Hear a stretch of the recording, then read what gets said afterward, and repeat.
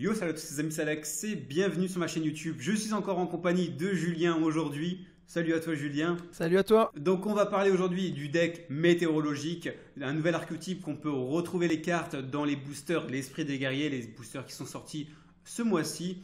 Donc est-ce que tu as des infos? Je suppose que oui, sur ce deck, et j'aimerais bien savoir avec toi la nouvelle mécanique de jeu de ce nouvel archétype, les cartes météorologiques. Donc cet archétype a vraiment une mécanique originale mais aussi s'inspire de deux anciennes. Donc c'est presque un deck à triple mécanique. Donc je vais faire très court pour les anciennes mécaniques. En fait il s'agit d'un mélange de Fire Fist, confrérie du point de feu en français, et de Cosmo. Pourquoi? Parce qu'en fait, beaucoup d'effets de monstres de base vont vous permettre d'ajouter directement de votre deck à votre terrain les magies ou pièges, ce que permettait de faire plus ou moins l'archétype. Bon, des fois ils ajoutaient à la main, des fois au deck, bon. Mais globalement, c'était vraiment un accès rapide à des magies et pièges de support, ce que Météorologique repropose. Et la seconde mécanique, celle de Cosmo, qui est reprise, vient du fait que vos magies et pièges vont donner des effets supplémentaires à vos monstres qui vont s'activer par un bannissement automatique de ces derniers. C'est j'active l'effet de mon monstre, je le bannis. Et ces effets-là peuvent être activés durant votre tour et durant le tour adverse, ce qui fait la ressemblance avec le deck Cosmo, comme on a pu le connaître il y a 1 ou 2 ans. Cependant, la vraie nouveauté de l'archétype en termes de mécanique, c'est que les magies et pièges propres à l'archétype vont donner des effets. Ça, je viens de le lire à l'instant, vous l'avez compris. Cependant, ils vont donner des effets par rapport au placement. En fait, une carte piège qui se trouve sur la colonne centrale du tapis de jeu va donner l'effet au monstre situé au-dessus et au monstre qui se trouve à sa gauche et à sa droite.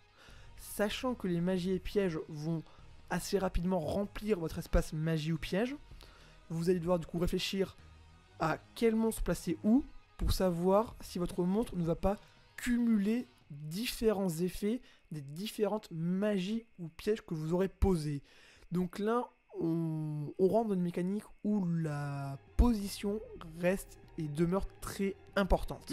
Pour ceux qui ne le savent pas, avec les nouvelles cartes Link, on a un nouveau terrain justement, et ça devient très très important le positionnement de la carte. Donc oui, ces cartes-là, ça va vraiment impacter au niveau du positionnement des cartes. Donc un deck qui est plus compliqué, je dirais, un deck qui est conseillé aux débutants ou conseillé aux joueurs moyens. Tu le mettrais dans quelle catégorie ce genre de deck? Je le mettrais en intermédiaire plus, dans le sens où les effets sont pas trop compliqués à comprendre. C'est peut-être les combos qui seront plus compliqués alors. C'est ça. C'est surtout, voilà, c'est dans l'idée.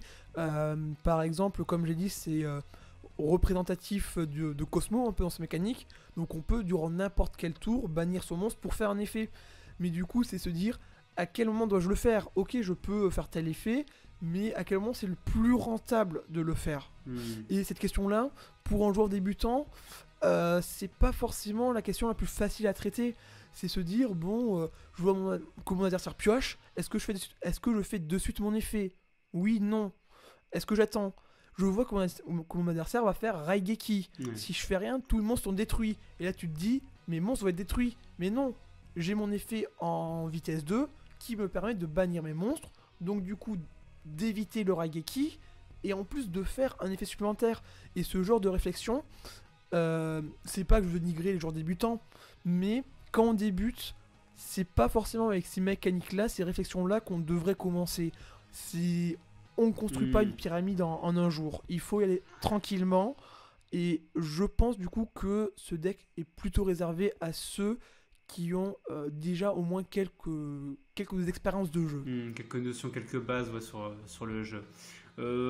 Son point fort au deck, le fait qu'il reprend en fait des mécaniques déjà assez connues, dans le sens où le fait de reprendre la mécanique un peu Cosmo, dans le sens où on bannit en seconde vitesse nos monstres, donc aussi bien dans notre tour que durant le tour adverse.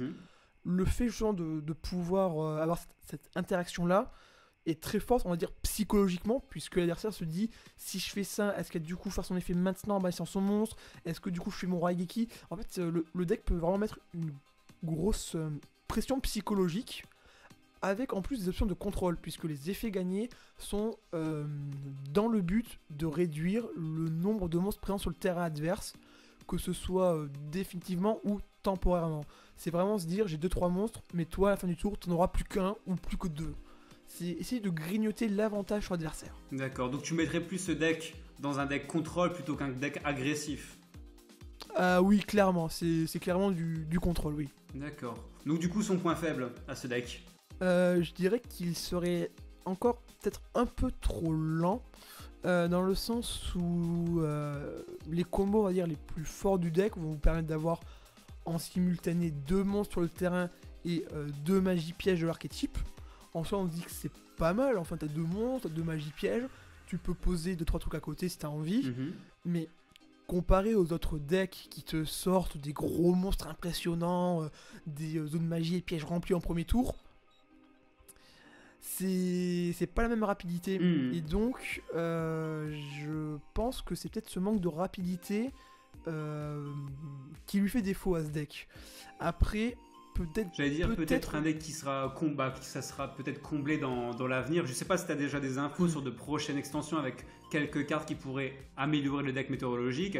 Ça, je sais pas du tout. Tu as des infos ou pas? Pourrait améliorer, non, mais je sais que certains joueurs compétitifs aiment bien combiner ça avec l'archétype Trou Draco qui était très représentant en tournoi il y a encore quelques semaines, puisque pour rappel, les monstres Trou Draco pouvaient s'invoquer en sacrifiant des magies et pièges continus. Magies et pièges qui sont du coup directement accessibles grâce aux monstres météorologiques. Donc il y a aussi une synergie avec ces monstres-là, sachant qu'en plus les monstres Trou Draco étaient présents dans le metagame. Ce sont des pensées en plus de bons joueurs qui sont venus dessus. Donc peut-être que finalement il y a moyen de combler. Je me suis pas encore suffisamment penché sur la question, mais si des gros joueurs proposent une alternative météorologique Trou Draco, je pense que c'est tout à fait envisageable. D'accord.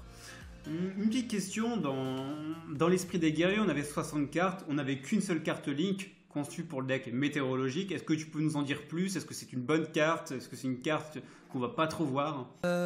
C'est une bonne carte et c'en est une mauvaise en même temps. C'est assez particulier. La carte, en fait, c'est une carte qui va clôturer la partie, dans le sens où elle va accorder de nouveau à vos monstres météorologiques un effet supplémentaire, et cet effet c'est tout simplement d'annuler effet de monstre magie piège. Donc du principe où vous allez sortir ce monstre, enfin, comment dire, ce monstre Link a pour objectif de donner des effets à vos autres monstres. Donc vous allez devoir le sortir sachant que vous avez déjà d'autres monstres en réserve météorologique. Je veux dire, ce monstre ne sert à rien d'être sorti sur le terrain si vous n'avez pas en zone de monstre principale d'autres monstres météorologiques. Donc du coup, vous allez devoir réunir les monstres pour faire le monstre Link et d'autres monstres pour exploiter l'effet du monstre Link en question. Donc vous allez devoir avoir 4-5 monstres sur le terrain, donc ça va être quelque chose d'assez long à faire, mais du moment où vous allez sortir le monstre Link, la partie en fait c'est comme si elle était conclue, puisque vous allez avoir un monstre Link qui va dire bon ben j'ai 3 monstres qui peuvent annuler chacun un effet de carte. Mon monstre Link en plus peut se sacrifier pour annuler je crois une invocation, il me semble, à vérifier, je dis ça de mémoire. Donc vraiment c'est le dernier clou du cercueil. D'accord. C'est aussi simple que ça. Vous souhaitez conclure une partie, vous alignez vos monstres, vous faites l'invocation, et si vous avez les ressources nécessaires, normalement après c'est conclu. Ok. On va parler un petit peu du coût du deck. Est-ce que c'est un deck qui reste abordable? Est-ce que c'est un deck qui coûte très très cher? Un deck qui coûte très cher, je ne saurais trop dire, puisqu'il me semble en fait que les cartes météorologiques sont toutes en secret rare dans l'édition. Une bonne partie. Et on n'a qu'une secret rare par booster. Oui. Et beaucoup de cartes du deck météorologique doivent être jouées en 2 ou 3 fois. Donc ça suppose du coup l'achat de beaucoup de boosters, ou alors acheter à l'unité chaque petite carte. Donc à l'unité, les cartes ne devraient pas valoir grand chose, mais si vous souhaitez vraiment combler que ça par des boosters, il va falloir acheter quand même quelques boosters et échanger ce dont on n'a pas besoin pour récupérer les fameuses cartes météorologiques. De toute façon, ce que je pense et ce que je conseillerais aux gens, c'est si vraiment vous voulez jouer deux types de decks, par exemple un deck météorologique et un deck 6 samouraï, ça vaut le coup d'acheter du booster. Après, si vous snipez vraiment qu'un seul type de deck, peut-être qu'à l'achat à l'unité sera beaucoup moins cher. C'est envisageable, après là-dessus je ne saurais pas te dire du Mais tout. moi j'ai 2 displays qui devraient arriver d'ici là. Après je sais que sur ma display entière j'ai eu beaucoup de cartes 6 samouraï comparé à météorologique et mousquetaire.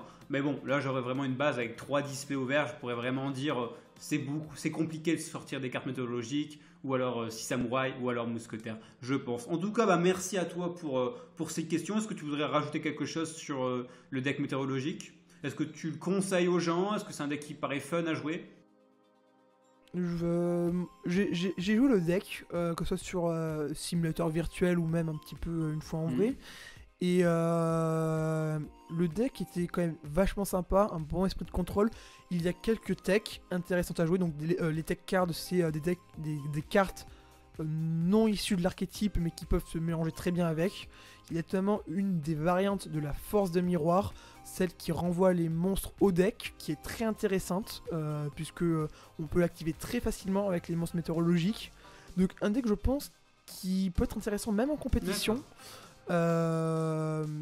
qui est contrôle, pour les joueurs qui aiment contrôle. Et je suis désolé, mais l'idée même de base des météorologiques, c'est génial. Les artworks sont beaux, l'idée est cool. Donc je suis fan de l'archétype personnellement. D'accord. Tu penses qu'on pourrait le retrouver dans quelques mois ou quelques années en top dans les tournois? Je sais pas, là franchement je n'ai pas ma boule de cristal. Je pense qu'à niveau local, oui. Régional, je sais pas, peut-être, mais pas, je pense pas au niveau YCS, clairement pas. Mais je pense qu'il peut aller un petit peu plus loin que le local. Peut-être le régional. En régional, je pense qu'il peut au moins faire des petits tops en régional, mais pas plus. D'accord. Et après, comme c'est la première extension qui nous propose cet archétype, on va sûrement retrouver d'autres cartes en support pour ce type de deck dans l'avenir, je pense. On ne sait pas de quoi l'avenir est fait, donc on peut toujours espérer. Ok, en tout cas, merci à toi d'avoir répondu à ces questions pour ce deck. Et on se retrouve très prochainement pour parler du deck mousquetaire. Sur ce, on se dit à demain pour une prochaine vidéo. Portez-vous bien. Salut.